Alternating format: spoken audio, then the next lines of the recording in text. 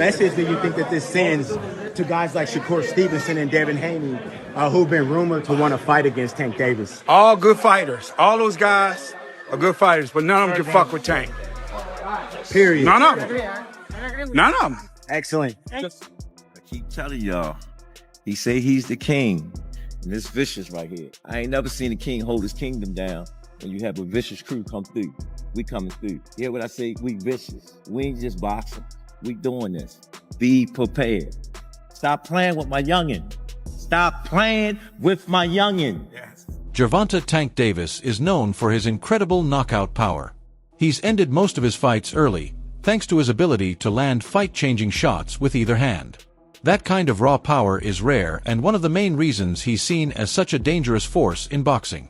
Every time he steps into the ring, his opponent's no one punch can end it all. When he fought Isaac Cruz, he was 25-0, and he fought that little dude, that little pit bull coming at him all the time. And I mean, the movement, the boxing skills, that to me was the moment that Gervonta Davis hit the scene. And I said, yo, this is one of the best fighters in the world. When did you know he was one of the best fighters in the world? Like, Right even there. in the fight, I knew that I had him. I mean, everybody knew. No, but people didn't know, like, he actually can hit, like, when his punches was, like You hard. felt it? Yes. Was he the strongest punch you think you ever felt? Facts. Really? Yeah. Along with his power, Davis also has impressive speed and agility. His fast footwork and quick hands help him move around opponents, land sharp combos, and dodge punches with ease. This blend of speed and power makes him tough to read and even harder to counter. He can switch up his game plan mid-fight, keeping his opponents guessing and stopping them from getting into any kind of rhythm.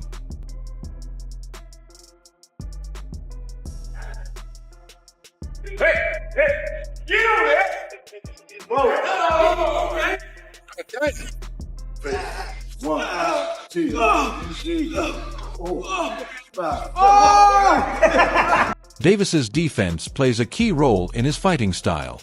He uses a high guard, sharp head movement, shoulder rolls, and fast reflexes to avoid taking clean shots. His ability to slip punches often frustrates opponents and causes them to make costly mistakes.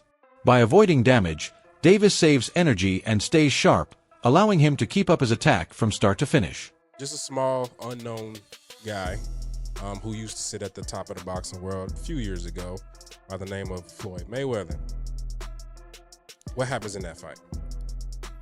Another relationship gone sour there. Gervonta's had a lot to say about his former promoter. You would say Gervonta was a protege of Floyd, and I like that matchup. I like it a lot.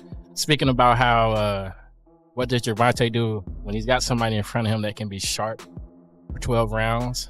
Floyd is the definition of he is on point at all times, and he will not get caught with anything crazy, anything unruly in the corner. It's just not going to happen to Floyd Mayweather. And so, with that being said, I've got Tank by knockout. Go watch the full episode now. One of Davis's standout qualities is his versatility. He can fight comfortably up close or from a distance, adjusting his style to exploit his opponent's weaknesses. This ability to adapt makes him unpredictable and tough to beat.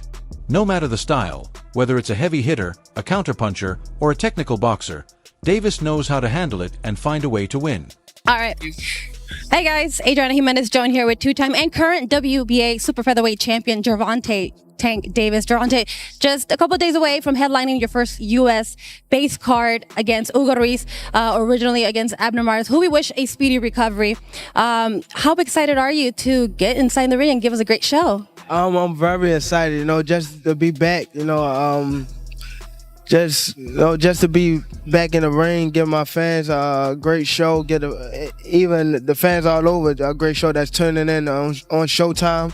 I believe that I will have a great performance. I don't think I have a lot of ring rush, but hopefully Hugo can come in, living up to his word, and I live up to my word, and we give on a great show.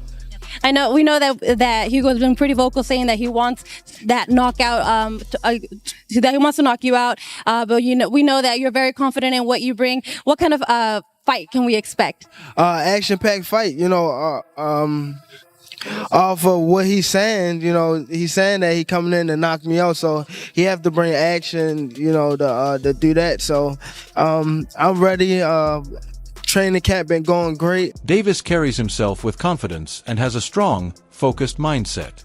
His belief in himself and ability to stay composed under pressure show in every fight. That mental toughness is key during high-stakes moments, helping him stick to his strategy no matter what's happening in the ring.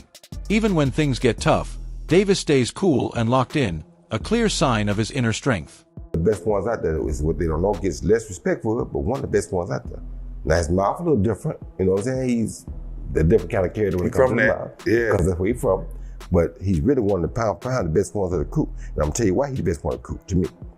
He can punch, but he also can box. You understand me? Some that can box can't punch. Some that can punch can't box. He can box, he can punch, he can move laterally, he can do it left side, right side, he can do whatever he needs to do as a southpaw to get the job done. And that's saying a lot, because not many guys can do that today. We're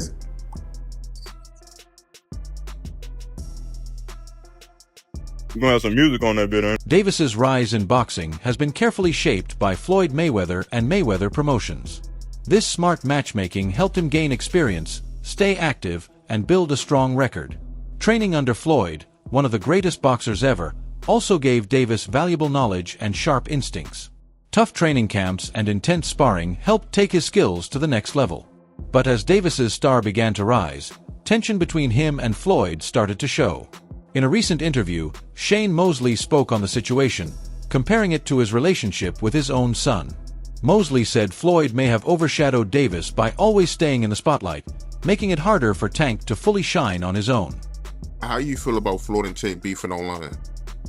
I see it a little bit. Yeah,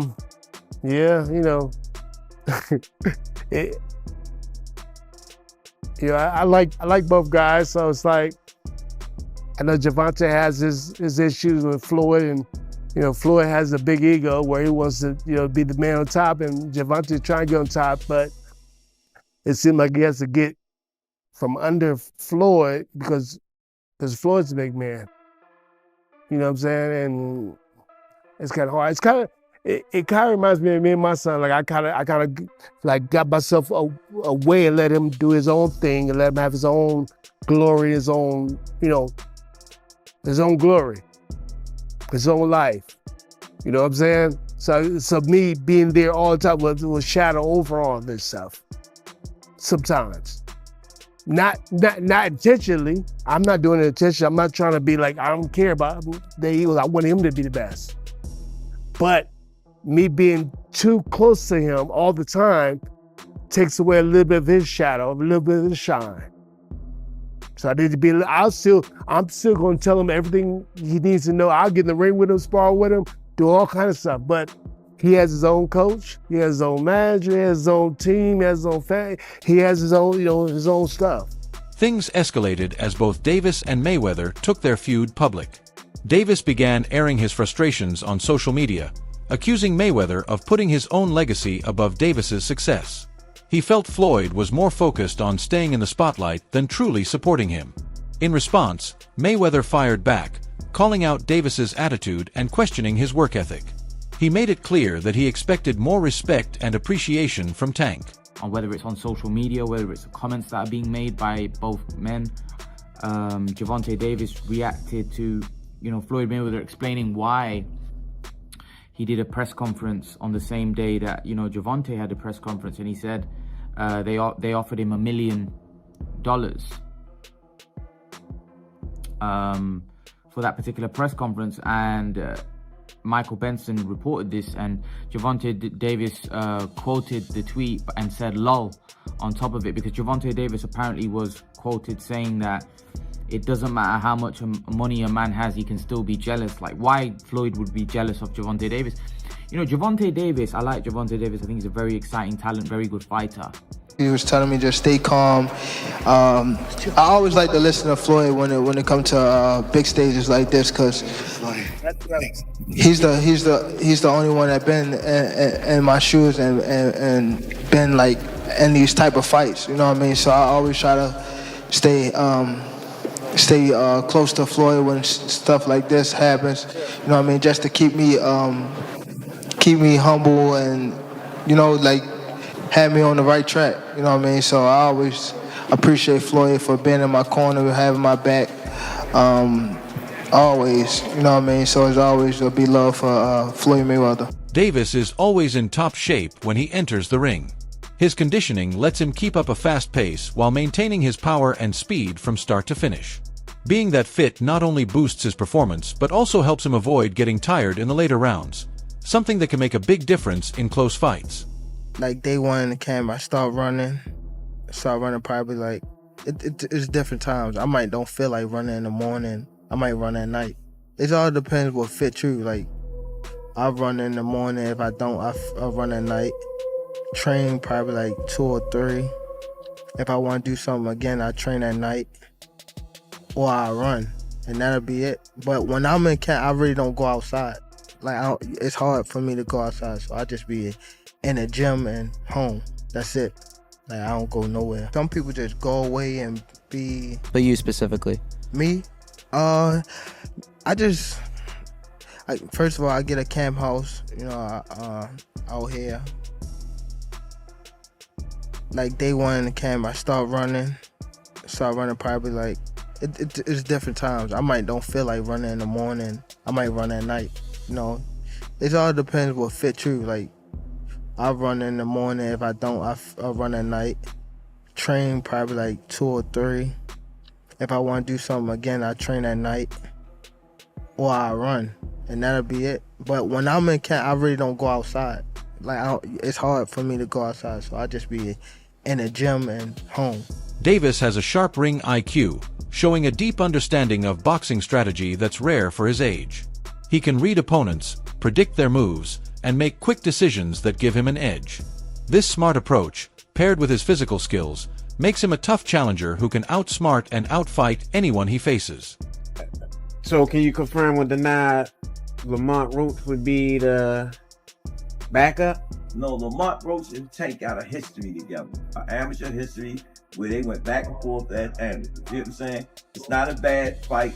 Frank was on stage. He said, "I'm going to beat Tank's ass." What's your response to that? Nah, a lot of them said that.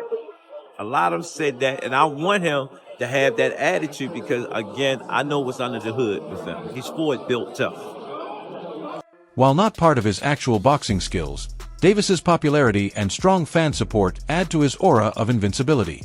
The media spotlight and crowd backing can put extra pressure on his opponents, making them feel more intimidated. This outside influence can affect their mindset, giving Davis one more advantage before the fight even begins. A statement. They're going to see a statement that I want to make to the 35-pound division. You know, like I said, not overlooking Renee. I know he's coming in at a fight, but I don't think he's going to be able to fight for 12 rounds at the pace I want to fight. So, just to piggyback off one thing real quick, if I can. You mentioned, obviously, the Lamont Roach fight with Gervonta. We don't know if that's happening 100% December or January, but how do you see that fight going? Do you feel confident giving a prediction on someone else's fight as opposed to your own? Me personally, no, because I don't know what Lamont Roach and his team are working on. I don't want to, down the man because who knows, maybe he might shock the world. It's not on us to decide. I mean, boxing is a one-shot sport. Anything can happen. Nobody's invincible from getting knocked out. So, I mean, Tank better stay off Twitter. He better worry about his opponent. So, that's all I got to say. But in my opinion, Tank should win, but you never know. All right. Floyd, thank you so much for your time. I appreciate it. It was lovely meeting you. And hopefully we'll be able to catch up with you post-fight. Yes, of course. All right. Thank you. Thank you so much. Overall, Gervonta Davis brings together power, speed, defense, versatility, mental strength, smart management, top conditioning, sharp ring IQ, and strong fan support. This mix makes him one of the toughest fighters to beat today. His skill to adjust and take control in any situation has earned him a reputation as nearly unstoppable. As he keeps growing and taking on new challenges, Davis's status as an elite boxer is set to rise even higher. What do you think is the minimum weight of someone that could beat you in a fight? Minimum weight? Yeah. Say someone's like 250. Yeah, probably like 250, 220 or some shit like that. With no experience? Yes, sir. Someone with no experience? Yeah. Yeah. No, hell no. They gotta have experience to beat me. No, but like a 300 guy, no experience. You think I'm whooping that ass. Yeah. I'm whooping that ass for sure. What's your take on Gervonta Davis's skills and fighting style? Do you think he can stay undefeated? Share your thoughts and join the conversation in the comments below.